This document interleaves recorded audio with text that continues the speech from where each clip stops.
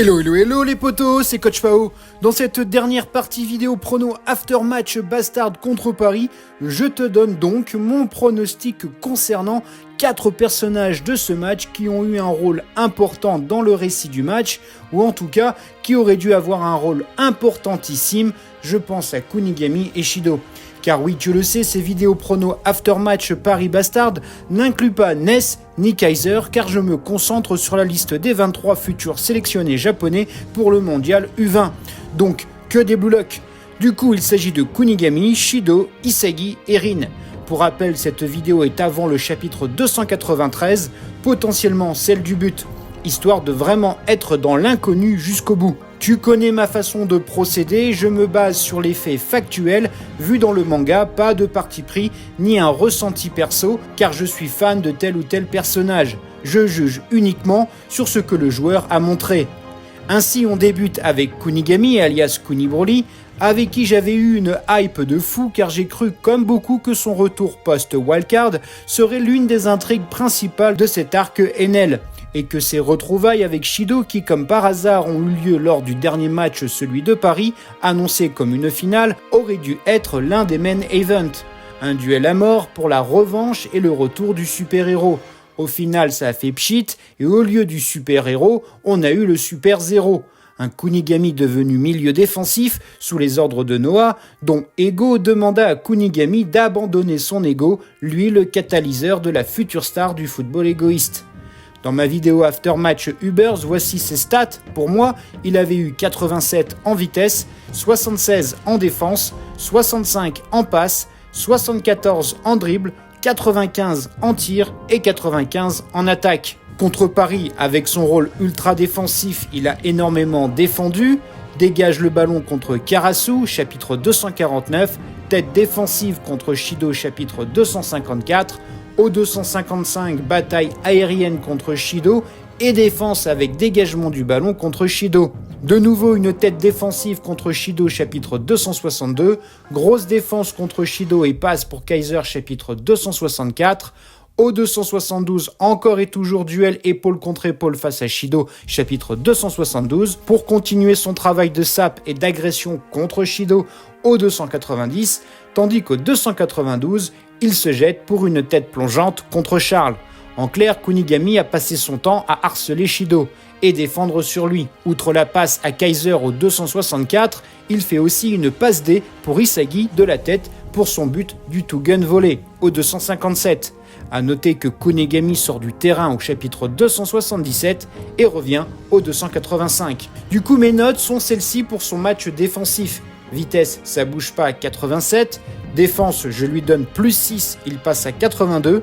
En passe, je lui donne plus 5 pour passer en B avec 70. Sa passe décisive de la tête mérite de passer en B. Pour le reste, en dribble, en tir et en attaque, ça ne bouge pas. Il était en note générale à 91 S. Je lui donne un 92 S pour son ultime match dans cette Neo Egoist League. Sa prime qui était de 50 millions, je l'ai fait passer à 58 millions. Une progression qui s'explique par sa capacité à répéter les efforts défensifs. Sa progression aussi s'explique par sa passe décisive pour Isagi et son two-gun volé. Autour de Shido Ryusei, comme pour Kunigami, j'en attendais bien plus de ce personnage. D'abord, on n'en parle pas ou peu, mais la vérité est que ce personnage présenté fin de la seconde sélection comme un badass de ouf, ultra charismatique, qui avec les U20 a prouvé qu'il savait marquer des buts incroyables, a subi la dure loi des auteurs en le transformant en une sorte de comic relief avec Charles. C'est d'autant plus terrible pour ses fans qui sont nombreux, mais on sait rien de Shido, rien de son passé. Je t'invite à voir ma vidéo sur mes théories autour de ses origines et ou mon short sur les origines de l'inspiration que les auteurs ont eu sur lui via le style des Gyaru O. Mais voilà, on n'a rien non plus concernant ses stats et ses notes d'un point de vue officiel du lore, à tel point que ses fans les plus hardcore, les témoins de Shidova, comme je m'amuse à les surnommer, très sensibles dès qu'on critique leur champion, ont fait des stats qui je trouve sont assez justes. 92 en vitesse, 76 en défense, 77 en passe, 78 en dribble, 97 en tir et 95 en attaque. Et une note de 94 S. Du coup, qu'a-t-il fait contre le Bastard ? Déjà, tu l'as vu avec Kunigami, il n'a pas pu réellement exister dans ce match englué dans un duel avec l'ancien de la Team Z. Lui qui a comme atout majeur sa capacité à se déplacer dans la surface, Shido n'a pas pu exploiter tout son potentiel. Mais en vrai, ça arrange bien les auteurs et c'était voulu car ils voulaient uniquement se concentrer sur Isagi, Kaiser et Rin. Pour preuve, il se fait battre par Kaiser au chapitre 249 via un mouvement de corps ultra rapide de l'Allemand. Il a marqué son but d'une tête plongeante au chapitre 252, un but qui est arrivé très tôt, seulement le 4e chapitre du match, et ça pour moi les auteurs voulaient faire du fanservice pour les pros Shido très rapidement afin de vite se concentrer sur les 3 autres. En clair, le but de Shido, c'est leur façon de dire next. Niveau attaque, il a tenté de voler le but à Rin au chapitre 274. En défense, il a un duel contre Noah qu'il perd au chapitre 278, sans compter ses difficultés face à Kunigami qui la pocket tout le match. Le pire dans tout ça pour un finisseur comme lui, c'est qu'il est devenu passeur pour son pire ennemi, Rin. Un virage total des auteurs par rapport à ce qu'ils ont bâti autour de lui, notamment durant les tests d'aptitude avant le match contre les U20. Ça se passe au chapitre 287, une talonnade astucieuse pour Rin et une passe en déséquilibre de nouveau pour Rin. Il récidive pour son rival à Paris au chapitre 290 et donne le ballon à son poteau Charles d'une tête bad luck au chapitre 292, mais qui fut stop par Kunigami. À noter qu'il se fait griller en vitesse par Kaiser au chapitre 280 et surtout que sa personnalité a évolué en une sorte de comique, exemple chapitre 268, où qu'il fait preuve de jalousie, lui faisant perdre plusieurs points de charisme au chapitre 276. Résultat, voici pour moi ses notes. Vitesse, je laisse 92. En défense, malgré ses défaites, je pense qu'il aura pris de l'expérience, donc je lui donne 78. 80 en passe, soit un +3. Je laisse 78 en dribble, il n'est pas dribbleur. 96 en tir pour son but et 95 en attaque. Sa note générale prend un +1 et passe à 95 S. Sa prime était de 100 millions avant son but, je lui donne 20 millions de plus et il obtient 120 millions de yens, ce qui devrait le placer dans le top 5 des meilleurs du classement. Maintenant, je m'attaque à du lourd avec Yoichi Isagi. Pas besoin de te rappeler les choses, avec Isagi, tu te doutes, il a été omniprésent dans ce match.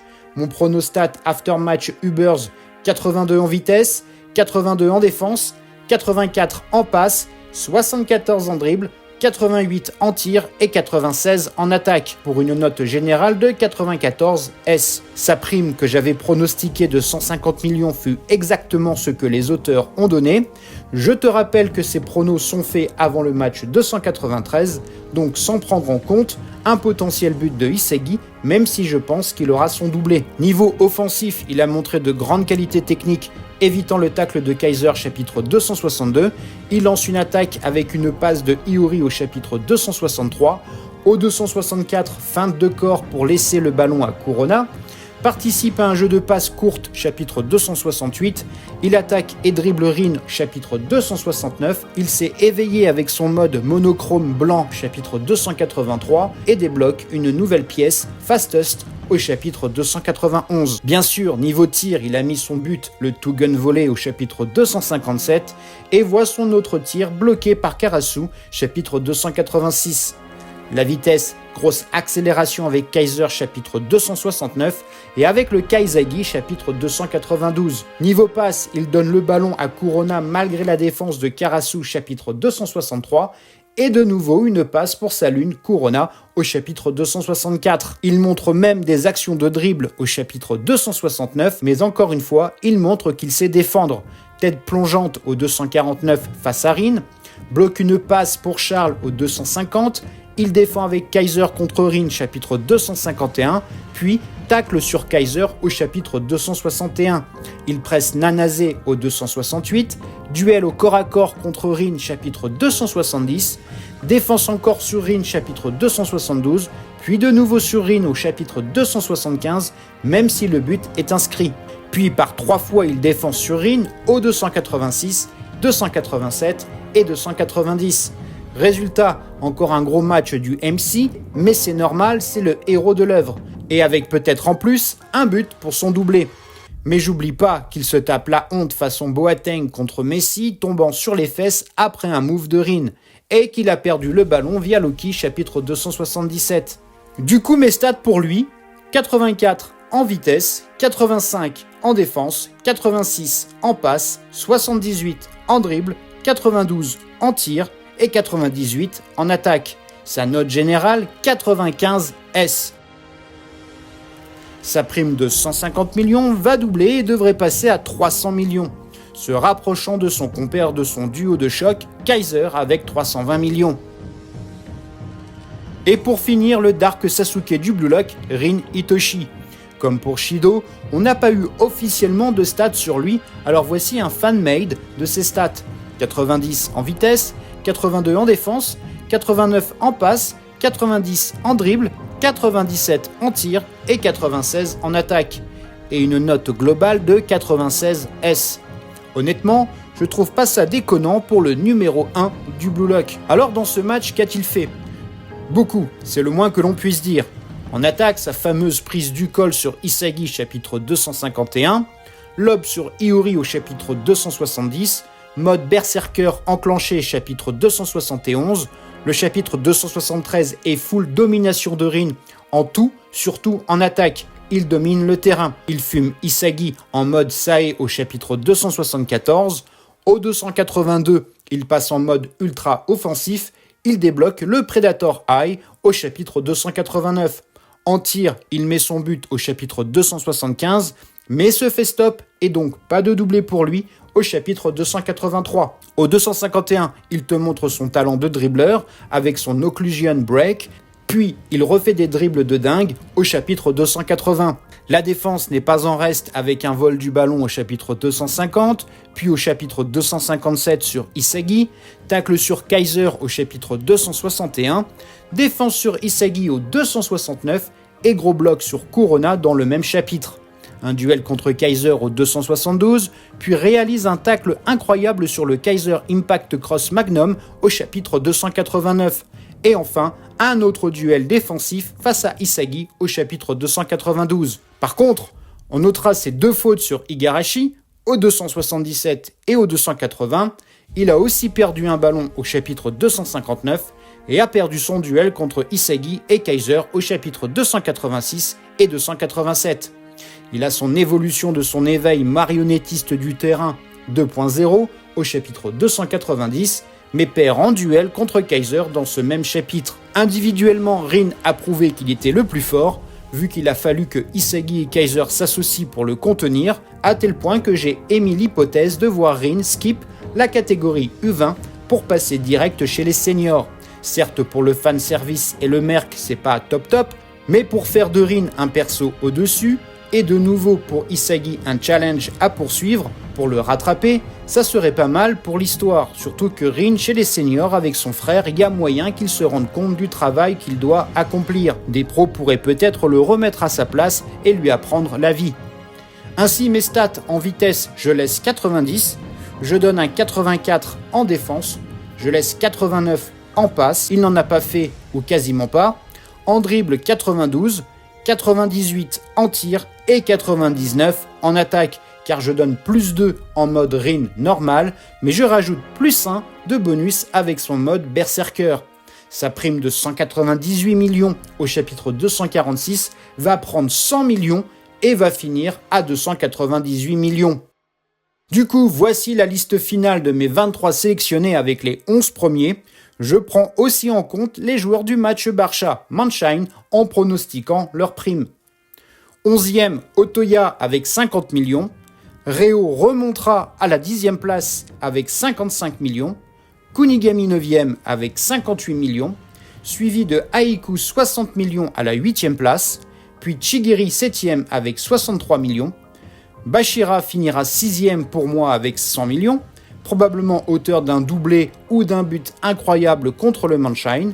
Puis le grand retour de Nagi avec 110 millions, le double de Reo, son passeur, où j'imagine qu'il pourrait faire un triplé mémorable ou à minima un doublé, pour une victoire sur le Barça 3-2.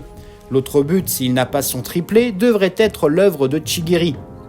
4e, Shido avec 120 millions de yens, puis Baro avec 150 millions finissant 3e du classement. 2e, tu t'en doutes, c'est Rin avec 298 millions de yens.